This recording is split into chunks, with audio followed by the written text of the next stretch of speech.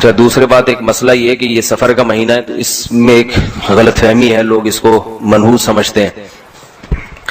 یہ بھی وہمی ہونے کی دلیل ہے انسان کے. جس چیز کے منحوس ہونے کی کوئی شریعت میں دلیل نہیں ہے، نہ کوئی اس کی سائنٹیفک دلیل ہے نہ شریعت کی.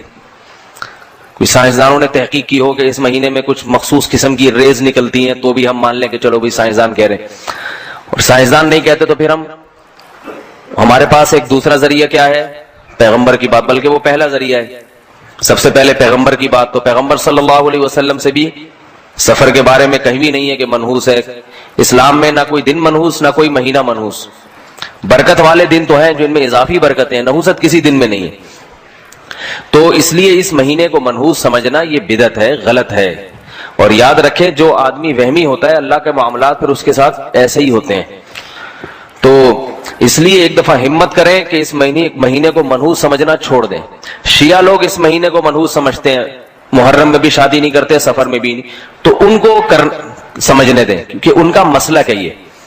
اس زمانے میں انسان نہ اپنے مسلک کو چھوڑے نہ دوسرے کے مسلک کو چھیڑے، نہ ان سے بحث مباحثہ کریں. ان کا مذہب ہے، وہ اگر اس پہ مطمئن ہے تو ٹھیک ہے، ان کو چلنے دیں. آپ سنی ہیں، دیکھو ابھی آپ نے نماز پڑھی شیعہ کے طریقے سے، سنی کے طریقے سے. سنی کے طریقے سے امام بارگاہوں میں جو جمعے کی نمازیں ہوئی شیعہ لوگوں نے پڑھی، وہ کس طریقے سے؟ شیعہ والے طریقے سے. تو آپ نے کوئی جا کے ان کو پریشان کیا کہ یہ تم کیوں کر رہے ہو؟ وہ اس لیے کہ بھائی وہ ان کا مسلک ہے، ایسے ہی کر لیں دے. آپ کا مذہب جیسے تھا آپ نے ایسے پڑھ لی.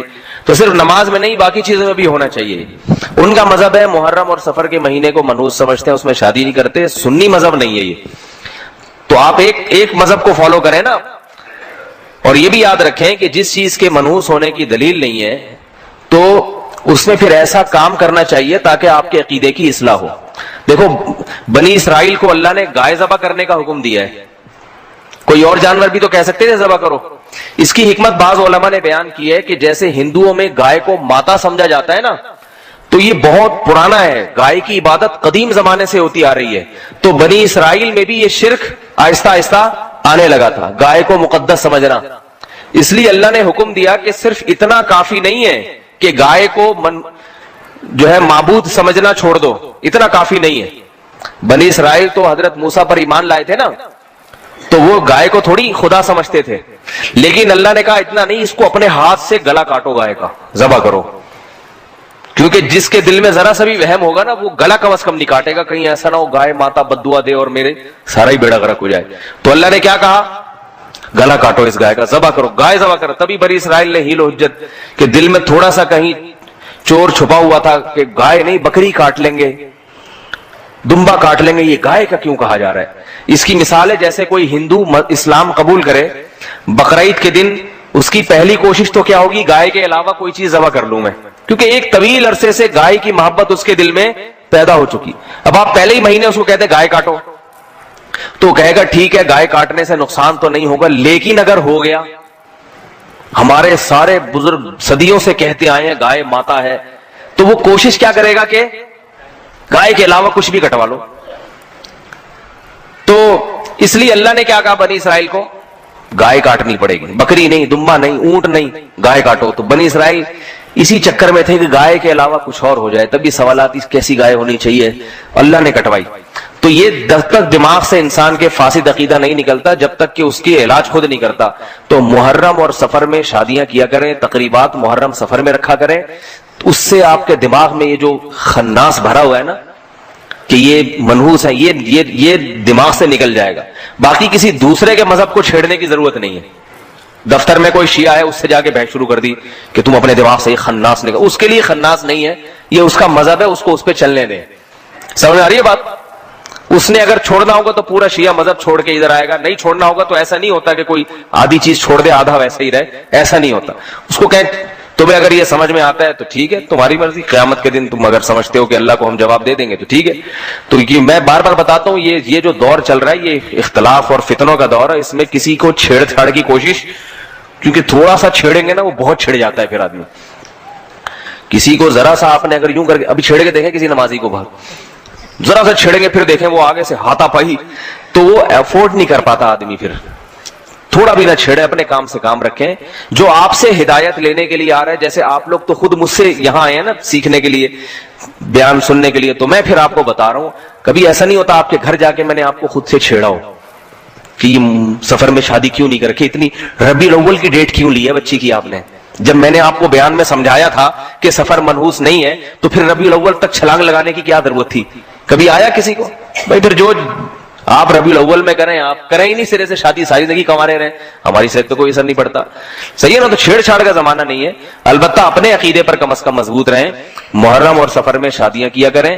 تقریبات جو بھی جائز تقریبات ہوتی ہیں محرم سفر میں, اس کو نحوست کا تصور دماغ سے نکال دیں بالکل. اور پھر اگر اللہ نہ کرے کوئی شادی ناکام ہو گئی محرم کی وجہ سے, یعنی محرم کی وجہ سے تو نہیں ہوگی, محرم میں کیا اور شادی ناکام ہو گئی اتفاق سے, تو یوں نہ کہیں کہ محرم کی وجہ سے ہوئی ہے. یہ سوچیں جس کی ربیع الاول میں ہوئی تھی اس کی کون سی کامیاب ہوئی ہے. آج کل کہاں شادیاں کامیاب ہو رہی ہیں. شادی کامیاب کرنے کے لیے محرم سفر کی بات نہیں ہوتی, اس کے لیے میاں بیوی میں میچنگ اور دونوں کی ماں باپ نے کیا تربیت کی ہے, کیسے, یہ ساری چیزوں کا دخل ہوتا ہے. اس کا محرم یا سفر سے کوئی تعلق نہیں. یا ایھا الذین آمنوا, اے ایمان والو, انفقوا من طیبات ما کسبتم, جو کچھ تم کماتے ہو اس میں سے پاکیزہ چیزیں خرچ کیا کرو. طیبات, دیکھیں طیب کا لفظ ہوتا ہے مرغوب, پاکیزہ. تو حلال چیز کو بھی طیب کہا جاتا ہے. وہ چیز جو نفیس ہو, جو ذرا کوالٹی وائز اچھی ہو, اس کو بھی طیب کہا جاتا ہے. تو یہاں طیب سے مراد ہے جو کوالٹی کے لحاظ سے اچھی چیز ہو, اس کو طیب کہا جا رہا ہے. کیونکہ بعض لوگ یہ کرتے تھے, آیت کا شان نزول بتاتا ہے نا کہ اس سے کیا مراد ہے. بعض لوگ کیا کرتے تھے, جب اسلام نے صدقات و خیرات کی بہت ترغیب دی, تو بعض لوگ کیا کرتے تھے, زکوٰۃ میں اور عشر میں اور یا ویسے صدقے میں جو سب سے گھر میں تھکی ہوئی چیز پڑی ہوئی ہوتی تھی نا, یہ ویسی بیکار ہے, کسی کے کام کی نہیں ہے, تو وہ لا کے صدقہ کر دیا کرتے تھے. اس پہ قرآن کی آیت نازل ہوئی کہ اے ایمان والو, جو کچھ تم کماتے ہو نا, کاروبار کرتے ہو, اس میں سے پاکیزہ چیز یعنی نفیس چیز خرچ کیا کرو.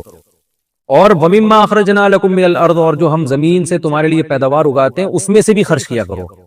تو زمین کی جو پیداوار ہے اس میں جو خرچ ہے وہ عشر کہلاتا ہے, اور جو آپ کماتے ہیں, ارننگ ہے تجارت کے ذریعے, اس میں جو خرچ کیا جاتا ہے اس کو زکوٰۃ کہا جاتا ہے. تو اس آیت میں زکوٰۃ کا بھی حکم دیا جا رہا ہے, اور اس آیت میں عشر کا بھی حکم دیا جا رہا ہے. زکوٰۃ کے احکام تو تفصیل سے میں بتا چکا ہوں, میرے اس پہ کلپ ہیں, علماء بھی بتاتے رہتے ہیں, وہ میں یہاں جاؤں گا اس کی تفصیل میں تو بہت لمبی بات ہو جائے گی. تو آپ جو کچھ بھی ارننگ آپ کی ہو رہی ہے اس میں سے خرچ کرنا چاہیے. اور بعض علماء یہ بھی کہتے ہیں اس میں کوئی اسپیسیفک زکوٰۃ یا عشر کا تذکرہ نہیں ہے, بلکہ اس میں نفلی صدقہ بھی داخل ہے. یعنی ایک ترغیب دی جا رہی ہے کہ ایمان والو, جو کچھ بھی کماتے ہو نا, چاہے تمہاری جاب ہو, تمہاری سیلری ہو, تو اللہ کی راہ میں بھی اس میں سے خرچ کیا کرو. ایک ترغیبی حکم ہے. اگر ہم اس سے زکوٰۃ مراد لیتے ہیں تو پھر واجب حکم ہے, اگر ہم زکوٰۃ مراد نہیں لیتے تو پھر ترغیبی حکم ہے. لیکن حکم کا حاصل یہ ہے کہ جو کچھ تم یعنی خرچ کس میں سے کرنا ہے اور کیا کرنا ہے, یہ دو باتیں بتائی جا رہی ہیں. کس میں سے کرنا ہے, جو کچھ کما رہے ہو اس میں سے. اس لیے کہ شیطان یہ دل میں ڈال سکتا ہے کہ بھئی کچھ پیسے تو انسان کو غریبی میں مل جاتے ہیں, کہیں سے ہدیہ آ گیا, ابا کا انتقال ہوا تو وراثت مل گئی, تو اس میں سے خرچ کرنا آسان ہوتا ہے کیونکہ اس میں خون پسینہ نہیں لگا ہوتا. وہ اللہ فرماتے ہیں نا نا نا نا, اس میں سے تو کرنا ہے. جس مال پہ خون پسینہ لگا ہے نا, جو محنت سے کمایا ہے, چاہے جاب کے ذریعے چاہے بزنس کے ذریعے, اس میں سے بھی خرچ کرنا پڑے گا تم کو. یعنی اگر تم چاہتے ہو اللہ کی کامل رضا, اس میں سے بھی خرچ کرنا پڑے گا. اور جو زمین سے پیداوار اگتی ہے تو وہ ہم نے اگائی ہے, وہ تم نے نہیں اگائی ہے. مما اخرجنا لکم, جو ہم نے تمہارے لیے زمین سے اگائی ہے اس میں سے بھی تمہیں خرچ کرنا چاہیے. اور اس میں یہ تو یہ بتا دیا کن چیزوں میں سے. دوسری بات ہی کرنا کیا ہے, پاکیزہ مال, وہ ایسا مال جس کی طرف طبیعت مائل ہوتی ہے. ایسا نہ ہو کہ 3 دن کا گھر میں سڑا ہوا کھانا جو خود اب کھانے کا دل نہیں چاہ رہا, تو آپ نے کہا چونکہ میں ہر مہینے میرا صدقے کا معمول ہے تو یہی والی دال اٹھا کے فقیر کو پکڑا دو. تو اللہ فرماتے ہیں ایسا نہ کیا کرو. کیوں؟ وَلَا تَيَمُّمُ الْخَبِيثَ مِنْهُ, خبیث چیز جس کی طرف انسان کی طبیعت مائل نہیں ہوتی, تو اس مال میں سے اس خبیث کا ارادہ مت کیا کرو. خبیث کا ارادہ کہ بھئی میں زکوٰۃ میں, یہی جیسے جانوروں کی آپ زکوٰۃ نکال رہے ہیں تو اس میں جو سب سے مریل بکری تھی وہ آپ نے زکوٰۃ میں دے دی. آپ اللہ کے نام پہ جانور قربان کرنا چاہ رہے ہیں تو سب سے سڑیل اور مرا ہوا جانور جو ابھی کسی کام کا نہیں تھا وہ اٹھا کے آپ نے ذبح کر دیا. اسی طرح آپ جو ہے نا وہ اپنی بزنس میں سے یا اپنی جاب میں سے جو سیلری آ رہی ہے اس میں آپ نے بہت ساری چیزیں خریدی, تو اب جو صدقہ کرنا چاہ رہے ہیں تو اس میں آپ کے وہ کپڑے جو بالکل کسی کام کے نہیں ہیں, پھٹے پرانے کپڑے پیوند لگے ہوئے, وہ اٹھا کے آپ نے صدقہ کر دی. اور یہ سمجھ رہے ہیں آپ کے ماشاءاللہ میں بھی اب صدقات و خیرات کرنے لگا ہوں. تو اللہ فرماتے ہیں ایسا مت کیا کرو. تنفقون، یہ وہ مال ہے جس کو تم خرچ کر رہے ہو. وَلَسْتُمْ بِآخِذِيهِ إِلَّا أَن تُغْمِضُوا فِيهِ، اگر کوئی اور تمہیں یہ مال دیتا تو تم خود اس کو وصول کبھی نہ کرتے، الا یہ کہ چشم پوشی سے کام لیتے. یعنی فقیر کے لیے وہی پسند کرو جو اپنے لیے پسند کرتے ہو. اپنے لیے خوشی سے ایسے مال کو قبول نہیں کرو گے. ہاں اگنور کرتے ہوئے قبول کر لو تو ایک الگ بات ہے. خوشی سے تم یہ نہیں چاہو گے کہ مجھے کوئی ایسی چیز ہدیے میں دے یا صدقہ دے. تو جو اپنے لیے پسند کرتے ہو وہی کسی دوسرے کے لیے پسند کرو. یہ اس آیت کی تفسیر ہے. اچھا اس میں یہ خوب سمجھ لیں، یہ جو قرآن نے کہا نا وَلَا تَيَمَّمُوا الْخَبِيثَ مِنْهُ، کہ اس میں خبیث چیز کا ارادہ مت کرو، اس میں صاف بتا دیا کہ باقاعدہ بیکار چیز ارادہ کر کے صدقہ کرنا یہ بری بات ہے. اس میں دو حالتیں مستثنا ہیں. دو صورتوں میں خبیث چیز بھی صدقہ کی جا سکتی ہے. ایک صورت تو یہ کہ آپ کے پاس نفیس مال ہے ہی نہیں، آپ خود غریب ہیں، آپ کے پاس جو کچھ پڑا ہوا ہے وہ ہے ہی لو کوالٹی کا، آپ خود غریب ہیں اور آپ صدقہ کرنا چاہ رہے ہیں، تو ایسی مجبوری میں اگر آپ خبیث چیز بھی صدقہ کر دیں گے تو کوئی گناہ نہیں ہوگا. جیسے حدیث میں آتا ہے اتقوا النار ولو بشق تمرۃ، اگر تمہارے پاس ایک کھجور ہے اور تم جہنم کی آگ سے بچنا چاہتے ہو صدقہ کر کے تو کوئی بات نہیں، اسی میں سے اتنا سا ٹکڑا توڑ کے کسی غریب کو دے دو. اب وہ اتنا سا ٹکڑا کیا غریب کے کام آئے گا، لیکن تمہاری استطاعت اتنی ہے تو پھر ٹھیک ہے. تو اگر کوئی کم تر چیز، لو کوالٹی کی چیز صدقہ کر رہا ہے اس لیے کہ ہائی کوالٹی کی چیز صدقہ کرنے کی اس بیچارے میں طاقت ہی نہیں ہے، تو پھر اس میں کوئی گناہ نہیں. ایک بات ہو گئی. دوسری بات یہ ہو گئی کہ جو لوگ بھی صدقات و خیرات کرتے ہیں وہ معمول تو ان کا یہی ہوگا کہ ایک بہت لو کوالٹی کی چیز صدقہ نہ کیا کریں. لیکن اگر کوئی چیز گھر میں لو کوالٹی کی پڑی ہوئی ہے اور وہ ضائع ہو رہی ہے تو اب یہاں صدقہ کرنے کا مقصد اس کو ضائع کرنے سے بچانا ہے تو بھی یہ جائز ہے. مثال کے طور پر کھانے ہی کی مثال لے لیں. آپ کی عادت ہے غریبوں کو کھانا کھلانے کی، آپ اچھا کھانا کھلاتے ہیں، دیگے بنواتے ہیں، ان کو کھلاتے ہیں، پیٹ بھر کے غریب کھاتے ہیں. اللہ نے آپ کو استطاعت دی ہے. ایک دن کیا ہوا کہ گھر میں آپ نے فریج کھول کے دیکھا تو یار 4 دن کی دال پڑی ہوئی ہے. تو اب آپ کا جو صدقے کا معمول چل رہا ہے وہ تو اچھا کھانا ہی کھلا رہے ہیں آپ، لیکن آپ نے کہا یار یہ اب دال کھانے میں تو آئے گی نہیں، یہ میں کچرے میں پھینکوں گا، اس سے بہتر نہیں کسی غریب کو دے دی جائے. تو ایسی صورت میں اگر آپ وہ کسی غریب کو دیتے ہیں تو وہ اس آیت میں داخل نہیں، اس میں آپ کو انشاءاللہ گناہ نہیں ہوگا، کیونکہ آپ کا مقصد جو اصل صدقات و خیرات آپ کر رہے ہیں وہ تو اچھی کوالٹی کی چیزیں ہی صدقہ کر رہے ہیں. یہ آپ اس لیے صدقہ کر رہے ہیں کہ اس میں صدقہ مقصد نہیں ہے، بلکہ اس میں مقصد ہے کسی چیز کو ضائع ہونے سے بچایا جائے. صدقہ ایک ضمن میں ہو رہا ہے کہ ضائع ہونے سے نہیں کھائیں گے تو خراب ہو جائے گی یا کچرے میں پھینکنا پڑے گی، تو اس سے بہتر ہے بھائی کسی کے کام آ جائے. تو یہاں صدقہ مقصود نہیں ہوتا، بلکہ یہاں مقصد ہے اس چیز کو ضائع ہونے سے بچانا. اب پھینکنے سے بہتر ہے کہ آپ اس کو کسی غریب کو صدقہ کر دیں. اس کی مثال بالکل ایسے ہے جیسے اللہ حرام مال سے صدقہ قبول نہیں کرتا، لیکن علماء کہتے ہیں آپ کو بینک سے جو سود ملا ہے اب وہ پھینکنے سے بہتر ہے کہ آپ وہ کسی غریب کو دے دیں. یہاں بھی صدقہ مقصد نہیں ہے، بلکہ یہاں ہے اس حرام سے جان چھڑانا. تو اب حرام سے جان چھڑانے کے لیے کچرے میں پھینکیں گے، ضائع ہوگا، تو بہتر ہے کسی کے کام آ جائے، لیکن اس میں ثواب کی نیت نہیں کی جا سکتی، وہ خالص حرام ہے. یہاں ثواب کی نیت بھی آپ کر سکتے ہیں کہ اللہ ضائع ہونے سے بچانے کے لیے میں نے کہا کہ کچرے میں پھینکنے سے بہتر ہے کسی غریب کو کھلا دیا جائے، وہ کھا لے گا، تو یہاں ثواب بھی ملے گا آپ کو. یہ اس آیت میں داخل نہیں. ایک بات تو یہ ہو گئی. دوسری بات کیا ہوئی کہ یہ جو قرآن نے کہا پاکیزہ چیزیں اور بالکل لو کوالٹی کا مال نہیں ہونا چاہیے، اعلیٰ کوالٹی کا ہونا چاہیے، تو اعلیٰ میں درمیانی کوالٹی بھی شامل ہے. اس میں پوری امت کا اجماع ہے کہ زکوٰۃ میں، قربانی میں اور ان تمام چیزوں میں درمیانی درجے کی چیز اگر دے گا نا کوئی تو وہ بھی جائز ہے، وہ بھی طیبات میں داخل ہے. یعنی اس سے بہت اعلیٰ کوالٹی مراد نہیں ہے. بہت اعلیٰ چیز دے گا تو اور اچھی بات ہے، لیکن بس ادنا نہ دے. ادنا سے مراد یہ کہ وہ چیز جو معاشرے میں گھٹیا سمجھی جاتی ہے، جس کو قرآن نے بتایا کہ کوئی تمہیں دے تو تم قبول نہ کرو اس کو، ایسی چیز نہ دو. تو درمیانے درجے کی. تبھی فقہا نے بیان کیا ہے نا کہ قربانی کے جانوروں کی جو شرطیں فقہا نے بیان کی ہیں کہ اللہ کے نام پہ جب جانور قربان کریں تو اتنا بوڑھا نہ ہو کہ وہ چلا ہی نہ جا رہا اس سے، اور کان کٹا ہوا نہ ہو اس کا، اور دم نہ کٹی ہوئی ہو، اور بیماری نہ لگی ہوئی ہو کہ چل ہی نہ سکتا ہو، اندھا نہ ہو. تو یہ سب اسی آیت کی روشنی میں فقہا نے شرطیں بیان کی ہیں کہ درمیانے درجے کا جانور ہونا چاہیے، یعنی عیب سے پاک ہونا چاہیے. ورنہ لوگ کیا کرتے، جتنے لگڑے لولے اندھے جانور ہیں سارے قربان کر دیتے، بقرعید کی قربانی بھی ہو جاتی اور وہ جانور بھی ٹھکانے لگ جاتے. تو وہ ایک ٹینشن ختم کرنے کے لیے قربانی کا سہارا لیا جاتا، اس لیے منع کر دیا فقہا نے کہ جانور جو ہے درمیانے درجے کا ہوگا، اس میں یہ عیب نہیں ہوگی. تو اسی طرح زکوٰۃ میں بھی فقہا بیان کرتے کہ اگر جانوروں کی زکوٰۃ نکالنی ہے، کسی کے پاس بکریاں ہیں تو بکری زکوٰۃ میں دینی ہے تو درمیانی درجے کی، ایسا بھی نہ ہو کہ سب سے کم تر درجے کی جو بکری تھی وہ آپ نے زکوٰۃ میں دے دی۔ اونٹ کا نصاب بھی ایسا ہی ہے، گائے کا نصاب بھی ایسا ہی ہے۔ اور آج کل تو جو شہروں میں جو تاجر لوگ ہیں وہ جب پیسے سے زکوٰۃ دیں گے تو یہ ساری ٹینشن ویسے ہی ختم ہو جائے گی، تو اس لیے ہماری نظر میں افضل طریقہ یہی ہے کہ زکوٰۃ پیسوں یعنی کرنسی میں دی جائے۔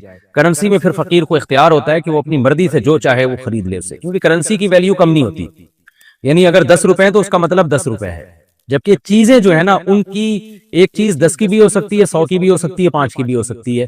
گھٹیا کوالٹی کی ہوگی وہی 5 کی ہے، وہی چیز اچھی کوالٹی میں 100 روپے کی ہوگی۔ تو جو کرنسی ہے نا وہ تو اس میں یہ نہیں ہوتا کہ زیادہ قیمت کی ہے یا کم قیمت کی، اس لیے اگر کرنسی کی صورت میں آپ زکوٰۃ ادا کرتے ہیں یا صدقہ کرتے ہیں تو یہ سب سے افضل ہے۔ اور اگر کرنسی کے علاوہ آپ صدقہ کرنا چاہیں تو عام حالات میں بہتر تو یہ کہ سب سے اعلیٰ کوالٹی دیا کریں، نہیں تو درمیانی کوالٹی کی چیزوں کو صدقہ کرنا چاہیے۔ یہ ہمیں ان آیات سے پتہ چلتا ہے۔ اللہ نے فرمایا ان اللہ وَاعْلَمُوا أَنَّ اللَّهَ غَنِيٌّ حَمِيدٌ، جان لو کہ اللہ غنی اور حمید ہے، اللہ مستغنی ہے۔ جو مالدار یعنی جب جو مالدار ہوتا ہے نا اس کو اچھی کوالٹی کی چیز دی جاتی ہے، ٹرخانے والا کام نہیں کیا جاتا، تو اللہ بھی غنی ہے۔ جب ہمیں کچھ دے رہے ہو تو یہ نہ سمجھو کہ ہم فقیر اور محتاج ہیں، تو گویا اللہ نے بتا دیا کہ تم جو فقیروں کو دے رہے ہو نا تو اصل میں یہ فقیروں کو نہیں دے رہے، تم اصل میں اللہ کو دے رہے ہو۔ حمید قابل تعریف ہے، تو جو قابل تعریف ہوتا ہے اس کو جو ہے نا اسی حساب سے دیا جاتا ہے۔ الشیطان یعدکم الفقر، اللہ تعالیٰ چونکہ ہماری نفسیات سے واقف ہیں، اب ہم نے تو سوچا ہوا تھا جتنے پرانے کپڑے جو جہیز کے ہماری والدہ کو ملے تھے 50 سال پہلے، ہم صدقے کا ثواب حاصل کریں گے وہ کپڑے صدقہ کر کے، اور پھر پورے سال ہم آرام سے بیٹھ جائیں گے، صدقہ بھی ہو گیا، تسلی بھی ہو گئی، اور قرآن کی آیتوں پر بھی عمل ہو گیا۔ اور وہ جو دادی اماں کو جہیز میں پیٹی ملی تھی جس کے تالے بھی پرانے زمانے کے ہیں، اس میں 2-4 نایاب چیزیں نکلی ہیں، وہ بھی صدقہ کر دیں گے۔ لیکن اللہ تو کہہ رہا ہے کہ بھائی اچھی کوالٹی کی چیزیں صدقہ کیا کرو، تو فوراً شیطان وسوسے ڈالتا ہے، اس سے تو تم غریب ہو جاؤ گے، اس سے تو تمہاری دولت ختم ہو جائے گی، اس سے تو یہ ہو جائے گا، اس سے تو وہ ہو جائے گا۔ تو اللہ فرماتے ہیں الشیطان یعدکم الفقر، شیطان تم سے فقر و فاقہ کا وعدہ کرتا ہے، وہ تمہیں پکا وعدہ کر رہا ہے کہ دیکھو، یعنی وعدے کا مطلب ایسی امیدیں دلاتا ہے جو یقینی ہوتی ہیں، تمہیں لگے گا کہ یقینی ہے، یعنی امیدیں دلائے گا۔ امید سے مراد یہ کہ تمہیں بتائے گا کہ فیوچر میں تم فقر و فاقہ کا شکار ہو جاؤ گے اگر تم نے صدقہ کیا، اور ایسے کرے گا جیسے پکے وعدے کر رہا ہے کہ دیکھنا ہوگا، یہ ایسے تمہارے دل میں وسوسے ڈالے گا۔ گویا پکا وعدہ کرنے والا آدمی جیسے وسوسے ڈالتا ہے نا، کہتا ہے تم نے یہ کیا تو دیکھنا ایسا ہو جائے گا، پھر نہیں کہنا کہ یہ کیوں ہو گیا۔ تو شیطان ایسے تمہارے دل میں خیالات ڈالے گا اور تمہیں یقین دلائے گا بھائی تم نے صدقات و خیرات کی اور اچھی کوالٹی کی چیزیں ہر صدقے میں دینا شروع کر دی نا تو تمہارا تو بیڑا غرق ہو جائے گا۔ اللہ فرماتے ہیں شیطان ان چیزوں کے تم سے پکے وعدے کرے گا اور تمہارے دل میں وسوسے ڈالے گا، ڈرائے گا۔ وَيَأْمُرُكُمْ بِالْفَحْشَاءِ، اور اس بیس پر تمہیں بے حیائی کا حکم دے گا۔ فحشاء اصل میں تو بے حیائی کو کہا جاتا ہے، بےہودہ کام، لیکن یہاں کنجوسی کو بے حیائی سے تعبیر کیا جا رہا ہے، اس لیے کہ بات سخاوت کی چل رہی ہے نا، تو یہاں فحشاء کا مطلب وہ بے حیائی نہیں ہے جس کو عرف میں بے حیائی کہا جاتا ہے، بلکہ یہاں بے حیائی سے مراد ہے کنجوسی۔ تو کنجوسی کو اللہ تعالی نے بے حیائی کے لفظ سے تعبیر کیا ہے، اس لیے کہ بے حیائی کا برا ہونا سب کی سمجھ میں آتا ہے۔ کنجوسی کو ہر آدمی برا نہیں سمجھتا، بلکہ اس کو کفایت شعاری، قناعت پسندی اور فیوچر کی پلاننگ، ان خوشنما نعروں سے تعبیر کیا جاتا ہے۔ تو اس لیے اللہ نے فرمایا کہ شیطان تمہیں کنجوسی جیسی بے حیائی کا حکم دے گا، تو یہ گویا کہ یہ بھی بے حیائی کی طرح ہے، جیسے بے حیائی کو ہر سلیم الطبع آدمی نفرت کرتا ہے بے حیائی سے، تو ایسے ہی کنجوسی بھی اللہ کی نظر میں بے حیائی جیسی ہے، یہ بھی ہر سلیم الطبع آدمی کو اس سے نفرت ہونی چاہیے۔ تو شیطان تم سے فقر و فاقہ کے وعدے کر کر تم کو بے حیائی کے حکم دے گا، واللہ یعدکم مغفرہ، لیکن اللہ تم سے مغفرت کے وعدے کرتا ہے، تمہارے گناہ معاف کرے گا صدقوں کے بدلے میں، منہ اپنی طرف سے، وہ فضل اور فضل کے وعدے بھی کرتا ہے۔ فضل کا مطلب کرو اللہ کی راہ میں خرچ، اللہ تم پر اور فضل کرے گا، کیونکہ رزق کے خزانے اللہ کے ہاتھ میں۔ واللہ واسع علیم، اللہ وسعت والا، کشادگی والا ہے، بڑھانے والا ہے، علیم جانتا بھی ہے۔ کیا مطلب تم جب صدقے کرو گے تو اللہ جانتا ہے تمہاری نیکیوں کو، تو وہ غافل تھوڑی بیٹھا ہے، لہذا ریٹرن کرے گا، وہ لوٹائے گا، وہ تمہیں دنیا میں بھی نوازے گا، آخرت میں بھی نوازے گا۔ تو اس آیت سے بھی پتہ چلتا ہے کہ فقر و فاقہ کا خوف نہیں کرنا چاہیے۔ یاد رکھیں اس آیت کا صحیح مفہوم کیا ہے۔ اگر آپ کی آمدن بہت تھوڑی ہے اور آپ کے گھر کے واجب خرچے بھی پورے نہیں ہو رہے، آپ کی آمدن پہلے ہی کم ہے اور گھر میں بیوی بچوں کا جو ضروری خرچہ ہے وہ بھی پورا نہیں ہو رہا، تو بعض لوگ کیا کرتے ہیں پھر بھی ساری رقم اٹھا کے صدقہ کر دیتے ہیں اور کہتے ہیں کہ قرآن کہہ رہا ہے کہ شیطان تمہیں فقر و فاقہ سے ڈرائے گا۔ یاد رکھیں یہاں یہ مراد نہیں ہے، کیونکہ کبھی ایک آیت کو دیکھ کے فیصلہ نہیں کیا جاتا، قرآن کے دوسرے احکام اور احادیث سامنے رکھی جائیں تو اس سے پتہ چلتا ہے کہ اس سے مراد وہ صدقات و خیرات ہیں جو گھر کے واجب خرچے نکالنے کے بعد آپ کریں گے، اس لیے کہ رسول اللہ صلی اللہ علیہ وسلم نے فرمایا کہ جب خرچ کرو تو ابدأ بمن تعول، سب سے پہلے ان پہ خرچ کرو جو تمہارے اہل و عیال ہیں، ان کی بنیادی ضرورتیں آپ کو بہرحال پوری کرنی ہے، پھر جو بچے گا وہ صدقہ کرنا ہے۔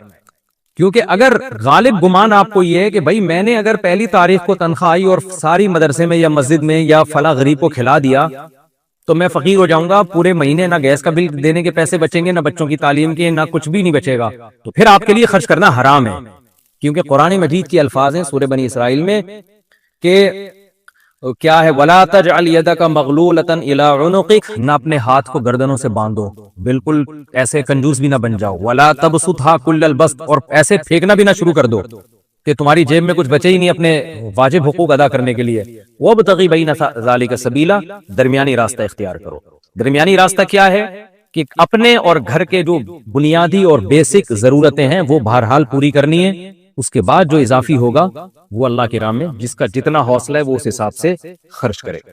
تو ایسے موقع پہ بھی شیطان پھر فقر و فاقہ سے ڈراتا ہے، تو پھر ایسے موقع پہ اللہ کہہ رہے ہیں شیطان سے مت ڈرو، بلکہ اس خرچ کرنے سے اللہ تمہارے مال میں اور برکت دے گا۔ تو یہ خوب اچھی طرح سمجھ لیں۔ تو اور آج ایسا ہی ہو رہا ہے، ہم جو ہے نا واجب خرچے تو بہت تھوڑے ہوتے ہیں، اس کے بعد تو بھی عیاشیوں میں سارا پیسہ لگ رہا ہے، خرچ تو کرنے کی توفیق ہم لوگوں کو نہیں ملتی ہے، اور وجہ اس کی یہی ہے کہ انویسٹمنٹ میں لگے رہتے ہیں اور شیطان ڈراتا رہتا ہے بھائی یہ بھی بنا لو، یہ بھی بنا لو، کل روپیہ بچائیے کل کام آئے گا، لکھا ہوتا ہے نا بینکوں کے باہر، تو بس بچاؤ بچاؤ بچاؤ اسی فکر میں لگے ہوئے۔ اللہ کہہ رہے ہیں خرچ کرو خرچ کرو خرچ کرو، اللہ دے گا تمہیں انشاءاللہ۔ واللہ واسع علیم، اللہ کشادگی والا ہے اور علم والا ہے، یعنی اللہ سے فقر و فاقہ کا خوف مت کرو۔ اسی کو حدیث میں فرمایا انفق یا بلال ولا تخش من ذی العرش اقلال، آپ نے حضرت بلال رضی اللہ عنہ سے فرمایا، حالانکہ وہ تو غریب تھے، فرمایا بلال خرچ کر اور عرش والے سے فقر و فاقہ کا خوف مت کر، لیکن یہ اس تفصیل کے مطابق ہے جو میں نے ابھی آپ کو بتائی۔ فرمایا یؤتی الحکمت من یشاء، جس کو چاہتا ہے اللہ حکمت عطا کرتا ہے، یعنی دین کی سمجھ بوجھ، صحیح اور غلط کا میں فرق کرنے کی تمیز اللہ عطا کر دیتا ہے۔ اس کا فائدہ کیا ہوتا ہے کہ وہ فیصلہ کرتا ہے پھر کہ خرچ کرنا ہے یا نہیں کرنا۔ جس کو حکمت نہیں ملتی وہ کیلکولیٹر لے کے بیٹھا رہتا ہے کہ خرچ کروں گا تو پیسے ختم ہو جائیں گے، کم ہو جائیں گے، فقیر بن جاؤں گا۔ اور جس کو حکمت ملی ہے وہ جانتا ہے کہ رزق کے خزانے اللہ کے ہاتھ میں ہیں، اور جو شریعت نے جہاں واجب خرچے کیے ہیں وہ تو پہلے کروں گا، وہ اضافی ہے وہ اللہ کی راہ میں لگاؤں گا میں، تو اس سے اللہ اور عطا فرمائے گا۔ تو اللہ فرماتے ہیں جس کو چاہتا ہے اللہ سمجھ بوجھ عطا کرتا ہے۔ اور یاد رکھو وَمَن یُؤْتَ الْحِکْمَةَ، جس کو حکمت عطا کی گئی ہے فقد اوتی خیرا کثیرا، اسے بے پناہ خیر اللہ نے دے دی ہے۔ تو اللہ سے حکمت کی دعا مانگنی چاہیے، اور حکمت صحیح اور غلط میں تمییز کرنے کی صلاحیت پیدا ہو جانا، یہ بہت بڑی اللہ کی نعمت ہے، دنیا کا سب سے بڑا مسئلہ یہی ہے۔ وَمَا يَذَّكَّرُ إِلَّا أُولُو الْأَلْبَابِ، اور اللہ فرماتے ہیں نصیحت صرف عقل والے ہی حاصل کرتے ہیں، احمقوں کو نصیحتیں حاصل نہیں ہوتی۔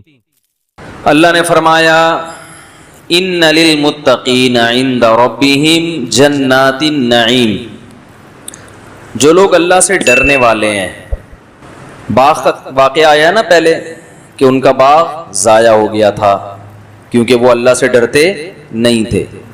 تو اللہ فرماتے ہیں تم حقیقی باغات اگر چاہتے ہو تو جو اللہ سے ڈرنے والے لوگ ہیں ان کے لیے اپنے رب کے پاس نعیم، نعمت کے باغات ہیں، عیش و عشرت کے باغات ہیں۔ دیکھو لوگ موٹیویٹ کرتے ہیں نا کہ مختلف چیزوں پہ آپ کو ابھارنے کے لیے موٹیویشن کی ضرورت ہوتی ہے کہ نہیں ہوتی؟ کیا خیال ہے؟ تو قرآن بھی کیا کرتا ہے؟ موٹیویٹ کرتا ہے کہ انسان کے بچے بن جاؤ، انسان کو بتاؤ موٹیویشن کی ضرورت کیوں ہے، جب اسے پتا ہے یہ صحیح ہے یہ غلط ہے تو پھر یہ موٹیویشن کی ضرورت کیوں ہے؟ ہندوؤں میں بھی آپ کو موٹیویشنل اسپیکر ملیں گے، انگریزوں میں بھی ملیں گے، مسلمانوں میں بھی ملیں گے، لبرلز میں بھی ملیں گے، مذہبی لوگوں میں بھی ملیں گے، ہر آدمی اپنے اپنے طریقے سے لوگوں کو ابھار رہا ہے کہ یہ کرو۔ اس لیے ضرورت پڑتی ہے کہ علم کافی نہیں ہے، صحیح اور غلط کا علم کافی نہیں ہے. شیطان کو پتا تھا کہ میں غلط کر رہا ہوں. بھائی پتا تھا کہ نہیں پتا تھا کہ اللہ کے حکم کے سامنے اکڑ جانا یہ کوئی اچھا کام ہے؟ جو لوگ کلمہ پڑھ کے اسلام قبول کرتے ہیں, اسلام کو مانتے ہیں کہ صحیح مذہب ہے, تو انہیں پتہ ہے کہ اسلام میں 5 نمازیں فرض ہیں, نماز کے بغیر اسلام قبول نہیں ہے. تو پڑھتے ہیں, کتنے لوگ پڑھ رہے ہیں بھائی؟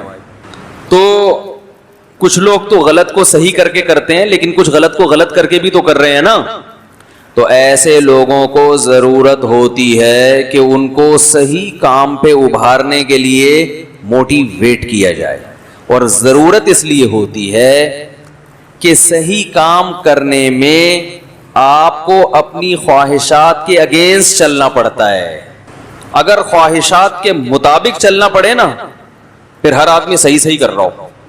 جیسے ہم سارا دن سارے کام غلط تھوڑی کرتے ہیں, بہت سے کام ہم صحیح بھی کر رہے ہوتے ہیں, اور اس میں ہمیں موٹیویشن کی ضرورت نہیں. دوپہر کا کھانا کھایا نا سب نے, غلط کیا صحیح کیا؟ بالکل صحیح کیا. تو کوئی بیان سنا تھا؟ ارے کوئی بیان سنا تھا کہ دوپہر کا کھانا کھانا چاہیے, بہت ضروری ہے, کھانا نہیں کھاؤ گے تو مر جاؤ گے, نہیں کھانا. وہ تو مائیں بچوں کو بتا رہی ہوتی ہیں بیٹا یہ کھا لو, وہ اس لیے وہ الگ کہانی ہے. وہ ماؤں نے بچوں کو یہ سکھا دیا ہوتا ہے کہ تم کھاؤ گے تو فائدہ مجھے ہوگا. وہ بچہ یہ سمجھ رہا ہوتا ہے کہ میرے کھانے سے فائدہ کیا ہو رہا ہے, چھوڑ دیں گے تو خود ہی کھائے گا, وہ چھین کے کھائے گا. تو دوپہر لنچ سب نے کیا ہے, بالکل صحیح کیا. لنچ کرنا چاہیے, کھانا کھانا چاہیے. آم کھاتے ہیں کہ نہیں کھاتے بتاؤ؟ تو کیا کہیں گوگل پہ مضمون پڑھا تھا کہ آم کھانا چاہیے؟ جنہوں نے پڑھا ہے وہ بھی کھاتے ہیں, جنہوں نے نہیں مضمون پڑھے وہ بھی کھاتے ہیں. بلکہ جس کو نہیں بھی کھانا چاہیے وہ بھی کیا کر رہا ہے؟ کھا رہا ہے. اب بتاؤ, آم کھانا غلط بات ہے اچھی بات ہے؟ اچھا کام, مزیدار بھی ہے, اور اس میں کہا جاتا ہے کہ گولڈ ہوتا ہے, وٹامن اے ہوتا ہے. ایسا وٹامن اے ہے جو جلدی جزو بدن بن جاتا ہے. وٹامن اے تو ضروری ہے نا باڈی کے لیے. تو آم کا جو وٹامن اے ہے, ڈاکٹر کہتے ہیں کہ آپ کے جسم کا پارٹ, بھئی ایک تو گولیاں کھا رہے ہو, ایک ہے ڈائریکٹ آم کھاؤ, تو کھاؤ, لیکن اس کے لیے کوئی موٹیویشن کی ضرورت ہے, روکنے کے لیے ضرورت ہوتی. بھائی ایک پیٹی پوری کھا گیا, بس کر یار, مر جائے گا ہے بھائی, موٹا ہو جائے گا, بس کر. تو ہر صحیح کام اس کے لیے موٹیویشن کی ضرورت نہیں ہوتی. تو بہت سے کام ہم دن بھر میں صحیح بھی کر رہے ہیں جو کرنے چاہیے. والدین کو اولاد سے محبت ہوتی ہے, تبھی باپ اپنی اولاد پر خرچ کرتا ہے, اس کے فیوچر کی فکر کرتا ہے. اچھا کام ہے برا کام ہے؟ اچھا کام ہے. اس کے لیے اکثر موٹیویشن کی ضرورت نہیں ہوتی, خاندانی کام ہے. تو مسئلہ یہ ہے کہ بہت سے اچھے کام ایسے ہیں جن میں ہمیں اپنی خواہشات کے اگینسٹ چلنا پڑتا ہے, نیچر کے اگینسٹ نہیں, خواہشات کے اگینسٹ. نیچر کے اگینسٹ چلنا پڑتا نا, پھر تو بڑی مصیبت بن جاتی. برائی میں آپ کو نیچر کے اگینسٹ چلنا پڑتا ہے. دیکھو, اگر اسلام یہ کہتا کہ اولاد سے محبت مت کرو, تو یہ صرف خواہشات کے اگینسٹ نہیں بلکہ نیچر کی مخالفت ہوتی. اور اسلام نیچر ہی کا دوسرا نام ہے, وہ کبھی فطرت کے خلاف آپ کو نہیں چلائے گا. اسلام مرد کو حکم دیتا عورت کی مشابہت اختیار کرو. میں نے پچھلے درس میں حدیث پڑھی تھی, لعن اللہ المشبہین, وہ حدیث کی ورڈنگ غلط ہو گئی تھی. تو الفاظ یہ, لعن اللہ المشبہین من الرجال بالنساء والمشبہات من النساء بالرجال. یہ حدیث ہے, وہ میں نے الفاظ میں جلدی میں دائیں بائیں ہو گئے تھے کہ اللہ ان عورتوں پہ لعنت کرتا ہے جو مردوں کی مشابہت, اور ان مردوں پہ لعنت جو عورتوں کی. اب اگر اسلام میں حکم ہوتا کہ جو عورت مردوں جیسی بنے گی جنت میں جائے گی, اور جو مرد عورتوں جیسے اسٹائل اختیار کریں گے وہ کہاں جائیں گے؟ جنت. تو یہ نیچر کے کیا ہوتا؟ خلاف. سمجھتے ہو کہ نہیں سمجھتے؟ تو اس سے پتہ چلتا ہے کہ جو مرد عورت کی مشابہت اختیار کر رہا ہے وہ اپنی فطرت سے لڑ رہا ہے, وہ غلط کر رہا ہے. اب اس کو اس میں مزہ آ رہا ہے تو وہ ایسا ہی ہے جیسے شہد چھوڑ کے ہیروئن میں مزہ آئے کسی کو. گندگی میں بھی تو مزہ آتا ہے نا. کسی بھنگی کو آپ نہلا دھلا کے صاف ستھرا کر دیں, مر جائے گا 2-4 دنوں میں, وہ حقیقت ہے. وہ کہے گا یار یہ کیا مزاق ہے, تو وہ نہیں رہ سکتا.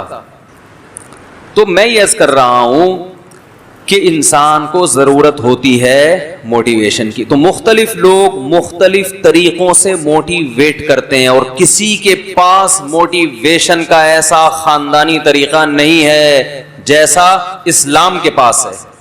جتنے طریقے موٹیویشن کے ہیں نا, اس آیت میں بھی تو اللہ نے موٹیویٹ کیا نا کہ پرہیزگار لوگوں کے لیے جنت ہے. کیا ہے جنت؟ عیش کے باغات, مزے کی زندگی ہوگی, سمجھ رہے ہو, ایسی زندگی ملے گی مالا عین الرات, جو نہ کسی آنکھ نے دیکھی, ولا اذن سمعت, کسی کان نے اس لذت کو کبھی نہیں سنا, ولا خطر علی قلب بشر, کسی انسان کے تصورات وہاں تک نہیں پہنچے. آپ اگر بیٹھ کے سوچنا شروع کر دو نا کہ جنت, دیکھو دنیا میں جب بھی کوئی چیز سمجھنی ہو دنیا میں مثال قائم کیا کرو. ابھی کوئی فرشتہ آپ کے پاس آ جائے, بولے یار تو کیسی عیاشی والی زندگی چاہتا ہے بتا, تو آپ سوچنا شروع کرو, یار میرا ڈیفنس میں بنگلہ ہو. فرشتہ کہہ رہا ہو گیا, آگے بول. فرض کرنے میں گورنمنٹ نے کوئی پابندی نہیں لگائی. سوچ لو نا, جنت کو سمجھنے کے لیے سوچ لو کہ یار تو کیا چاہتا ہے, ڈیفنس میں بنگلہ ہو گیا, اور بس اتنی اوقات ہے تیری, بس بھائی بول یار, جو بولے گا ملے گا تجھے. بعض دفعہ ایسا ہوتا ہے نا کہ فرشتے نے آیا, وہ جنی آ گیا, تو کیا حکم ہے میرے آقا, وہ آقا ہی نیچ گھٹیا سوچ کے تھے, انہوں نے کہا ذرا برتن دھو دے. بچپن میں ایک ڈرامہ آتا تھا, ڈرامے دیکھنا جائز نہیں, بچپن میں چھوٹے موٹے ہم کبھی کبھار دیکھ لیا کرتے تھے, اللہ معاف فرمائے, اور وہ ڈرامے ایسے ہوتے بھی نہیں تھے جیسے آج آ رہے ہیں. لوگ پھر اس پہ کہیں گے ڈرامے کو, بھائی ڈرامہ دیکھنا غلط ہے. ہم نے توبہ کر لی تھی, اس کے بعد پکی توبہ کی الحمدللہ, اب نہیں دیکھتے بالکل بھی, وہ اور کئی سالوں سے نہیں دیکھے. 17 سال پتہ نہیں 15 سال کا ہوں گا جب میں نے توبہ کر لی تھی. تو اس سے پہلے جو ڈرامے تھے ان میں کچھ چیزیں یاد رہ گئیں, 50-50 دیکھتے تھے. صحیح ہے نا. پانی ختم ہو گیا, محلے والوں نے بلایا, فائر بریگیڈ کو فون کیا آگ لگ گئی ہے. وہ فائر بریگیڈ والے پہنچے, محلے والے دھوتی بنیان میں بالٹیاں رکھ کے, بھائی پانی ڈال یار اس میں, 1 مہینے سے پانی نہیں آ رہا, اور کوئی طریقہ نہیں تھا پانی منگوانے کا. ٹھیک ہے, اور کوئی طریقہ پانی منگوانے کا تھا نہیں. انہوں نے کہا بھائی آگ کدھر لگی ہے, آگ نہیں لگی ہوئی, پانی نہیں آ رہا 1 مہینے سے یار, بالٹیاں بھرو. تو بہترین طریقہ ہے پانی منگوانے کا. تو خیر ڈیفنس کے ایریے میں گاڑی جا رہی ہے, پولیس والے چیکنگ کر رہے ہیں, ٹیکسی کے اوپر توپ رکھی ہوئی ہے, پورا چیک کیا, بھائی کوئی اسلحہ نہیں ہے, جا سکتے. توپ کو بھی چیک کر رہے ہوں گے میرا خیال, اس کے اندر کوئی اسلحہ تو نہیں ہے. تو نادرا میں ایک خاتون آئی کہ میرے میاں کو آپ نے مجھے بیوہ لکھوا دیا. میں تو اپنے میاں کو لے کر آئی کہ آپ نے کیا لکھوا دیا, بیوہ. میں تو یہ میرے میاں زندہ ہیں. اس نے کہا ٹھا گولی ماری, ہو گئی نا بیوہ, ڈاکومنٹ صحیح ہو گئے, ختم ہو. آسان طریقہ, بھائی ڈاکومنٹ صحیح کرنے تھے نا, تو اس میں ٹائم لگتا. یہ آتے تھے پہلے, ایسی سادہ سادہ مذاق ہوتے تھے. تو خیر کیا بات کر رہا تھا میں, ہاں وہ اس میں آتا تھا کوئی بوتل کا جن, پتہ نہیں اعلیٰ دین کا چراغ نام تھا یا کیا تھا. تو جن آیا, اس نے چراغ, کسی نیچ آدمی کے ہاتھ میں وہ بوتل لگ گئی, انڈے والا برگر. اچھا یہ ایک بات ذہن میں رکھیں, ایک صاحب کا فون آیا, کہنے لگے مفتی صاحب آپ نے یہ مثال دی ہے کہ جو غریب سوچ کے لوگ ہوتے ہیں انڈے والا برگر کھاتے ہیں, تو ہم تو انڈے والا کھاتے ہیں, ہم تو غریب لوگ ہیں, آپ نے ہمارا مذاق اڑایا ہے. اس بیان میں نے یہ وضاحت کی ہے کہ غربت عیب نہیں ہے, میں ان کا مذاق اڑا رہا ہوں کہ کروڑوں کے مالک ہیں مگر اپنے اوپر خرچ نہیں کرتے. اور اس میں نے وضاحت کی ہے کہ ہمارے نبی صلی اللہ علیہ وسلم مسکین تھے, گھر میں 40 دن چولہا نہیں جلتا تھا. تو غریب ہونا عیب نہیں ہے, نہ میں غریبوں کے مذاق اڑانے کا سوچ سکتا ہوں. میرا دماغ تھوڑی خراب ہے کہ اللہ کے عذاب کو دعوت دوں میں. تو بات کو سمجھا کرو بندہ کیا رہا ہے. غربت اس وقت عیب ہے کہ جب آپ اپنی حماقتوں سے غریب بنے ہو. ایک غربت اللہ کی طرف سے ہوتی ہے, اور ایک اپنی کرتا ہی کچھ نہیں ہے, پڑا رہتا ہے پوسنیوں کی طرح, کوئی کام ہی نہیں کرتا, پھر ہر جگہ سے جوتے پڑیں گے. تو وہ غربت. ایک ہوتی ہے رزق اللہ کے ہاتھ میں, آپ نے پوری محنت کر لی, اللہ رزق کے دروازے نہیں کھول رہا, تو یہ اللہ کی طرف سے, یہ تو زیادہ اچھی ہے. یہ تو اس میں تو آپ جلدی جنت میں چلے جاؤ گے, سمجھتے ہو. تو انڈے والے برگر کا ان کا مذاق اڑا رہا ہوں جن کے پاس زنگر برگر کھانے کے پیسے ہیں, مگر پیسہ بچانے کے لیے کیا کھاتے ہیں, انڈے والا برگر. اور اس میں بھی شرط یہ کہ بشرطے کہ ان کو انڈے والا زنگر پسند ہی نہ ہو، پھر انڈے والا کھا رہے ہیں، کیونکہ ہم بھی کبھی کبھار انڈے والا برگر کھا لیتے ہیں، وہ اس لیے نہیں کہ پیسے بچانے کے لیے، شوق ہے، اور اگر پیسے بچانے کے لیے بھی کر رہے ہیں تو آپ کو کیا تکلیف ہے؟ ٹھیک ہے، اصول دیکھنا چاہیے نا، کہ اصول صحیح ہونا چاہیے. خیر، تو بات یہ چل رہی تھی کہ نیچ سوچ کا تھا، وہ جن آیا، اس میں یہ دکھایا کہ کیا حکم ہے میرے آقا. اب آقا کی جو تھنکنگ تھی وہ کیا تھی؟ انڈے والے برگر کی. آقا نے فرمایا یار یہ برتن دھو دے. جن حیران، یار میں تو کوئی بھائی کوئی بندہ مروانا ہو، کوئی عمارت دائیں سے بائیں کرنی ہو، کوئی بینک میں ڈکیتی ڈلوانی ہو، کوئی مجھ سے بڑے بڑے کام کرواؤ، اس کے ذہن میں یہ چیزیں آئی نہیں تھی. اس کا سب سے بڑا کام ہی یہ تھا کہ برتن دھل جائیں گھر کے. اس نے بولا بھائی جن برتن دھو رہا ہے بیٹھ کر. ہاں ہاں ہاں کیا حکم ہے میرے آقا. پھر وہ رگڑا. آقا خوش اس پر ہو رہے ہیں کہ میرے گھر کے برتن دھل گئے. سوچ انڈے والے برگر کی ہو نا. مثال بڑی خاندانی آئی ہے یار انڈے والا. اصل میں یہ مثال پتہ ہے کیوں آئی ہے؟ ایک خاتون کا فون آیا کہ میرا کوئی بوائے فرینڈ تھا، میں اس سے شادی کرنا چاہتی تھی، مجھے کہیں گھمانے لے گیا، انڈے والا برگر کھلایا. صحیح ہے نا؟ تو کیا کھلایا؟ انڈے والے. تو پھر اس نے مجھے چھوڑ دیا. وہ ان کی بیچاری ظلم کی داستان تھی. تو مجھے اس وقت خیال ہے جو انڈے والا برگر کھلائے گا بھائی پھر تو کسی بھی ٹائم پہ چھوڑ سکتا ہے. تو یہ جو میری مثالیں آ رہی ہوتی نا، یہ ادھر ادھر سب آپ لوگ سے ہی سیکھتا ہوں میں یہ. اچھا، تو بات یہ چل رہی تھی کہ وہ بوتل والا جن جو تھا اس کو کہیں کام پہ لگا دیا، یہ کر وہ کر. تو پھر اس میں دکھایا کہ وہ جن کی ساری صلاحیتوں کی ایسی کی تیسی. جب یہ آقا یا مالک مرا ہے تو وہ جن کسی ہوٹل میں ملازمت کر رہا ہے بیرا بن کے، اور ہوٹل میں کیا لگا رہا ہے؟ پوچے. وہ جن کا جو کام تھا نا بڑی بڑی عمارتیں بنانا دائیں سمے، وہ ساری صلاحیتیں اس میں کیا ہو گئی؟ ختم. تو آپ اس جن کے آقا کی طرح نہ سوچیں ابھی فی الحال. آپ یہ سوچیں کہ کوئی فرشتہ آپ کے پاس آیا ہے اور آپ سے کہہ رہا ہے یار تو جو آج مانگے گا تجھے مل جائے گا. تو 1 گھنٹہ تو آپ اپنی مینٹل جو ہے نا لیول اس کو اوپر کرنے میں لگائیں. صحیح ہے نا؟ 1 گھنٹہ تو آپ اس سے ٹائم مانگے، یار مجھے پہلے میں بہت انڈے والے برگر کھا کھا کے ابھی میری جو ہے نا، میں ایسا نہ ہو کہ میرے پاس ٹائم کم ہے اور تو نے 10 منٹ مجھے دیے مانگنے کے لیے، تو میں 10 منٹ میں ایسا نہ ہو کوئی چھوٹی موٹی چیزیں، مجھے تو ابھی مینٹل لیول اپنا بہت اوپر لے جانا پڑے گا نا. تو مجھے ذرا اس سطح تک جانے دو، جانے میں ٹائم لگے گا، ورنہ آپ وہ انڈے اور زنگر پہ آ کے 10 منٹ آپ کے پاس کیا ہو جائیں گے؟ ختم. تو آپ کو اس خول سے پہلے باہر نکلنا پڑے گا. تو اس لیے اب میں 1 گھنٹہ تو سوچنے کی، آپ یوں سمجھیں میں وہ فرشتہ آ کے آپ سے سوال کر رہا ہوں. اگر میرے مخالفین کو فرشتہ کہتے ہوئے ڈر لگ رہا ہو تو جن کہہ لو. جن آئے اور آپ سے کیا کر رہا ہوں؟ سوال کر. لوگ اس پہ بھی کہتے ہیں مجھ سے اپنے کو فرشتہ کہہ رہے ہیں. تو جن آیا ہے اور آپ سے، جن یار فرشتہ ہی ٹھیک ہے. جن کیا، وہ تو فرشتہ تو اللہ کے حکم سے کرے گا نا، جن کے پاس تو اختیارات ہوتے ہی نہیں ہیں اتنے.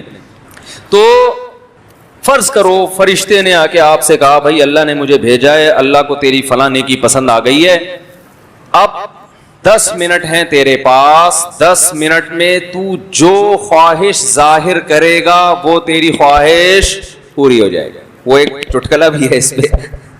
کہتے ہیں کہ ایک فرشتہ 3 آدمیوں کے پاس گیا، کہا کہ تینوں مانگو جو چاہتے ہو وہ ہو جائے گا. اب ان 3 میں سے نا ایک کی 2 سے دشمنی تھی، ایک کی ان 2 سے دشمنی تھی. حسد کتنی بری چیز ہے دیکھو. پہلے نے کہا کہ مجھے جو ہے نا فلاں ملک کا بادشاہ بنا دو، فرشتے نے کہا چل بھائی ہو گیا، بادشاہ بن گیا. دوسرے نے کہا تو ایک خواہش، دوسرے نے کہا مجھے دنیا کا کروڑ پتی ارب پتی آدمی بنا دو، ہو گیا بھائی. تیسرے سے کہا تیری کیا خواہش ہے؟ اس نے کہا ان دونوں کو دوبارہ پہلی حالت پہ لے آؤ، جیسے تھے نا ویسا کر دو دوبارہ ریورس. ارے تو بھی کچھ مانگ لیتا بن جاتا.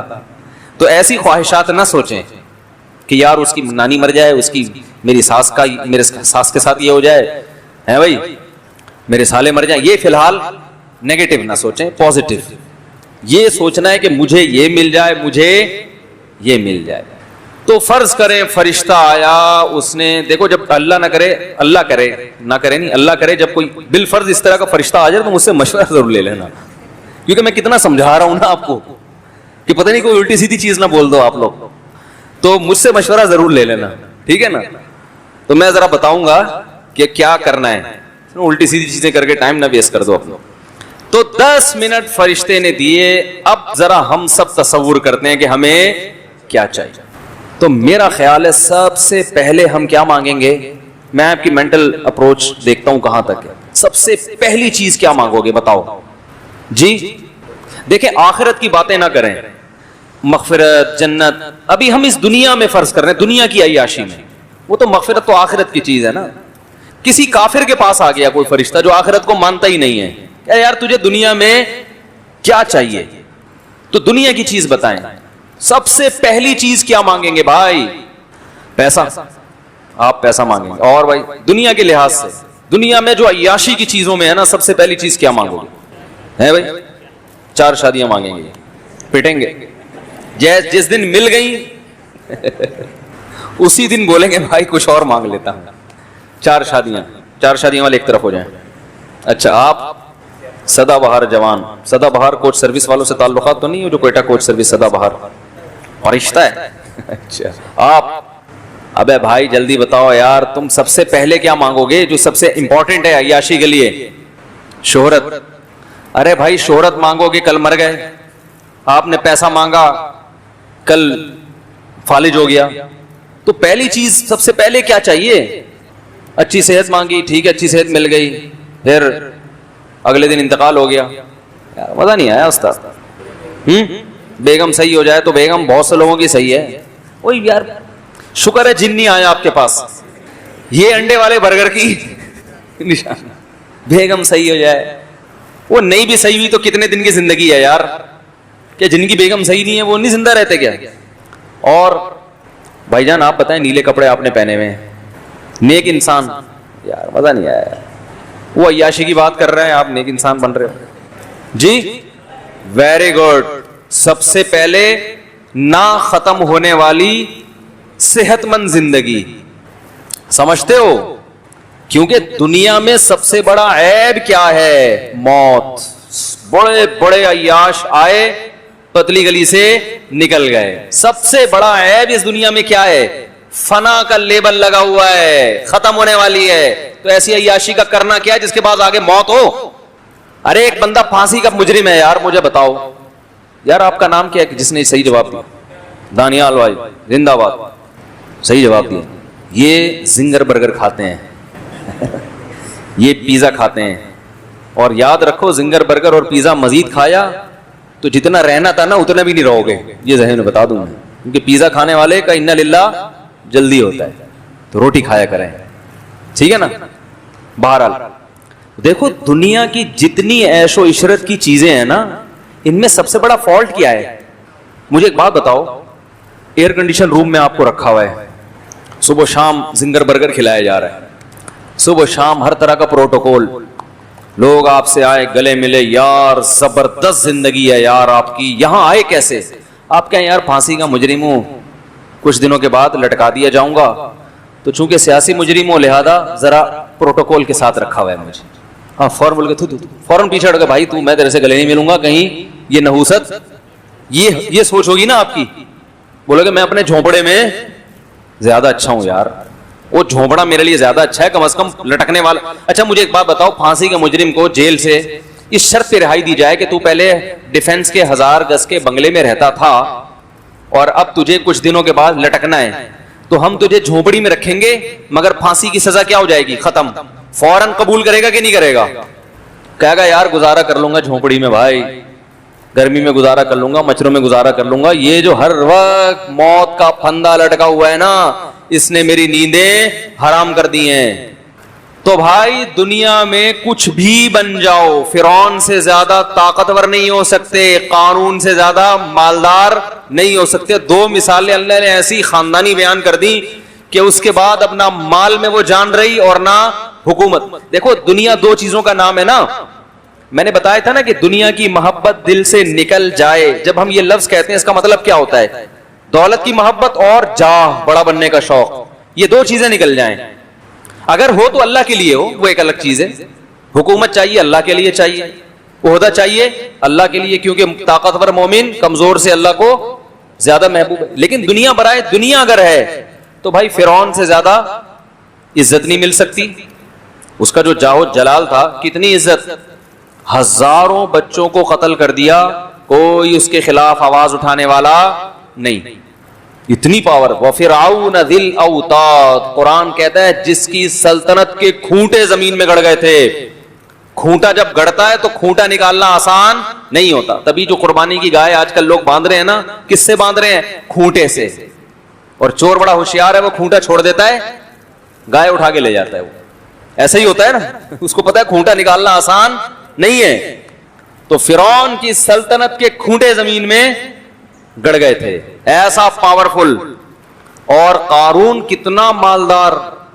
ان مفاتحہ لتنوء بالعصبۃ اولی القوہ, قرآن کہہ رہے طاقتور جماعت اس کے خزانوں کی چابیوں کو لے کے چلا کرتی تھی. خزانے کتنے ہوں گے, چابیوں کا اتنا بوجھ. اور یہ خزانے ڈالر اور ریال کے نہیں ہوتے تھے جو نوٹ کسی بھی وقت گورنمنٹ چاہے تو منسوخ. وہ گولڈ ہوتا تھا, سونا. سمجھتے ہو کہ نہیں سمجھتے؟ مگر کہاں گئے بھائی وہ فرعون؟ کہاں ہیں آج کل؟ آپ کہہ سکتے ہیں بھائی دریا میں غرق ہو گیا, نہ بھی ہوتا تو بھی زندہ ہوتا اب تک. وہ تو اللہ نے تباہ کر دیا اس کو. نہ بھی اللہ تباہ کرتا تو فرعون اب تک تو ویسے بھی مارکیٹ سے شارٹ ہو چکا ہوتا. اتنی لمبی عمر تو نہیں ہوتی نا میرے بھائی. قارون اگر زمین میں نہ بھی دھستا تو مارکیٹ سے اب تک شارٹ, اتنا لمبا مارکیٹ میں کوئی نہیں رہتا. تو یار کیا سب سے بڑا عیب اس دنیا کا کیا ہے؟ فنا کا لیبل لگا ہوا ہے. تبھی تو ہم نے شعر سنایا تھا نا, ارے یہ کیا ظلم کر رہا ہے کہ مرنے والوں پہ مر رہا ہے. تو سب سے پہلی چاہت جب آپ عیش و عشرت کی زندگی چاہتے ہو تو سب سے بڑی خواہش کیا ہوگی؟ صحت مند. صرف زندگی نہیں, کیونکہ بعض دفعہ زندگی ایسی ہوتی ہے کہ انسان چاہتا ہے میں مر جاؤں تو اچھا ہے. کوئی خطرناک بیماری ہو گئی, آدمی کہہ رہا ہے یار جان چھوٹے. صحت والی زندگی تاکہ تھوڑی لذت بھی ہو, دائمی تو ہو نا. کیا خیال ہے بھائی؟ مسور کی دال بھی کھائیں گے مگر ہمیشہ کھائیں گے. اور دال چاول کھایا کرو شوق سے. دال چاول جو ہے نا, ابلے ہوئے چاول, مسور کی دال. ہٹو بچوں, نام آ گیا تو میں نے کہا میں اتنے شوق سے کھاتا ہوں نا مسور کی دال اور چاول کہ یہ توہین ہوگی کہ اس کا تذکرہ آئے اور میں اس کا عزت اور احترام کے ساتھ تذکرہ نہ کروں. پتہ نہیں لوگ اتنی لذیذ چیز کو کھاتے کیوں نہیں ہے شوق سے, بڑی مزے کی ہوتی ہے. اور ہم اس میں دال کے نا پورے پورے ڈونگے اڈیلتے ہیں. یہ جو ہے نا ایک چمچ یوں چھڑکاتی ہے, نہیں تیرتا واؤ چاول اس میں. مزہ آتا ہے کہ نہیں آتا مجھے واؤ. تو خیر, تو اللہ تعالی, ہاں اب فرشتہ آیا آپ کے پاس, وہ کہہ رہے ہیں مانگو کیا مانگتے ہو. تو شکر ہے آپ نے مجھ سے رابطہ کر لیا. تو میں نے آپ کو پہلے نمبر پہ کیا بتایا کہ بھائی ایسی صحت مند زندگی جس میں موت نہ ہو. پہلا عیاشی کا اسٹیپ یہاں سے شروع ہوتا ہے. یہ مل گئی تو باقی کچھ نہ بھی ملے. ہٹو بچوں, ہو گیا کہ نہیں ہو گیا؟ یہ مل گئی تو یہ بھی بہت ہے. علامہ مناوی رحمہ اللہ تعالی ایک بہت بڑے محدث مفسر ہیں, انہوں نے بڑی عجیب بات لکھی ہے. فرمایا کہ جنت اگر محلات نہ ہوتے, مٹی کے گھروندے ہوتے, جنت سونے چاندی کے محل نہ ہوتے, اور جنت میں یہ پرندوں کا گوشت اور یہ کچھ نہ ہوتا, میں اپنی زبان میں کہہ رہا ہوں سیدھے سیدھے کھچڑی ہوتی ایک بات ہے, پھر بھی وہ اس دنیا سے اچھی تھی. کیونکہ ان مٹی کے گھروندوں میں بھی رہنا ہمیشہ ہے, اور یہاں سونے اور چاندی کے محلات سے بھی نکلنا ہے. ایک مثال دی تھی نا میں نے, دوبارہ ریپیٹ کرتا ہوں. یہ مثالیں جو ہے نا بار بار ریپیٹ کر کے دماغ میں کھوپڑی میں بیٹھتی ہیں. میں بتا رہا تھا نا بھائی, میں کسی کے بنگلے کو دیکھتا ہوں تو الحمدللہ متاثر نہیں ہوتا. کیوں؟ اس لیے بنگلے والے کو میں پہلے نوٹ کر رہا ہوتا ہوں. ٹھیک ہے نا, کہ مکان تو بڑا خوبصورت ہے لیکن رہنے والے کی عمر زیادہ لگ نہیں رہی ہے. ان کا 10-12 سال میں انا للہ ہو جائے گا. تو اتنا خوبصورت بنگلہ, وہ مجھے بتا رہے ہوتے ہیں. یہ دیواریں دیکھ رہے ہیں آپ, تو بھائی بڑی مضبوط دیواریں, دل چاہتا ہے میں ان کی ہڈی پکڑ کے موڑوں. بولو یہ ہڈیاں دیکھ رہے ہو آپ, ان میں جان نہیں ہے, ان میں وہ سریا نہیں ڈالا, تو اس مکان کی بنیادوں میں آپ نے سریا ڈالا ہے. کیا خیال ہے بھائی جان؟ اچھا میرا بچہ بھی بھائی جان بھائی جان کرنے لگا, وہ بھائی اس طرح بولتا ہے چھوٹا بچہ. تو سب سے پہلی چیز آپ اس فرشتے سے عیاشی کے لیے کیا مانگ. ابھی میں نے آپ کو انڈے والے برگر سے نکال دیا ہے, تھوڑا سا ہم کس کی طرف آ رہے ہیں؟ زنگر کی طرف. ابھی تھوڑا تھوڑا چل پڑے ہیں, سوچ کو اوپر. میں نے تبھی کہا تھا نا 1 گھنٹہ اس سے مانگنا سوچنے کے لیے خالی. تو پہلی چیز آپ نے کیا خاندانی مانگو گے؟ اب فرض کر لو آپ کو وہ مل گئی. ابھی کوئی آپ کو آگے بتا دے کہ یار تمہیں ایسی زندگی اللہ نے دے دی ہے کہ یا کوئی ایسی ویکسین ایجاد ہو گئی ہے, ڈاکٹروں نے ایجاد کر لی ہے کہ وہ ایسی ویکسین ہے کہ انسان کبھی بیمار نہیں ہوگا, اور موت کو اس ویکسین نے کیا کر دیا ہے, ہمیشہ کے لیے ختم. کروڑوں اربوں روپے میں بھی مل رہی ہوگی تو لوگ, عمران خان کو مل جائے, وزیر اعظم کو, اور قیمت یہ مانگی جائے کہ وزارت چھوڑ دو, وزارت چھوڑ دو تو یہ ویکسین آپ کو دے دی جائے گی. مسلم لیگیوں کو کہا جائے کہ اپوزیشن سے بھی ہٹ جاؤ, ٹھیک ہے نا, ہر آدمی ویکسین خریدے گا, بولے گا بھائی وزارت گئی تیل لینے. ریاض ملک کو کہہ دیا جائے کہ بحریہ ٹاؤن آپ کا ہے, آپ ایک انجیکشن ہم آپ کو دے رہے ہیں, وہ لگے گا تو آپ ہمیشہ جوان بھی رہو گے اور کبھی موت بھی نہیں آئے گی, اس کے بدلے میں آپ بحریہ ٹاؤن دے دو. فوراً سے پہلے دے گا کہ نہیں دے گا؟ کیا خیال ہے بھائی؟ فوراً سے پہلے. اور ہمیشہ کا مطلب قیامت تک کی زندگی, ہمیشہ نہیں, پھر بھی لوگ سودا کر لیں گے. یار جب تک یہ کائنات ہے ہم زندہ رہیں گے. تو بھائی یہ اتنی بڑی نعمت ہے کہ انسان سب کچھ چھوڑنے کے لیے تیار ہو جائے. آپ کو پتا ہے بعض دنیا میں ارب پتی لوگ ایسے بھی ہیں جنہوں نے اربوں روپے چھوڑ کر گئے ہیں کہ ہماری باڈی کو سیو رکھا جائے, اسے گلنے نہ دیا جائے, اور ان کا خیال ہے کہ شاید مستقبل میں کوئی ایسی دوا ایجاد ہو جائے کہ مردوں کو زندہ کرنا ممکن ہو. تو اب ان کی باڈی کو مینٹین رکھنے کے لیے نا وہ پیسہ خرچ ہو رہا ہے, حالانکہ ایسا ہونے والا نہیں. غریب اچھا ہے, آرام سے کھا پی کے تمیز سے مر جاتا ہے وہ, ٹھیک ہے نا, تو ایسا ہونے والا نہیں ہے.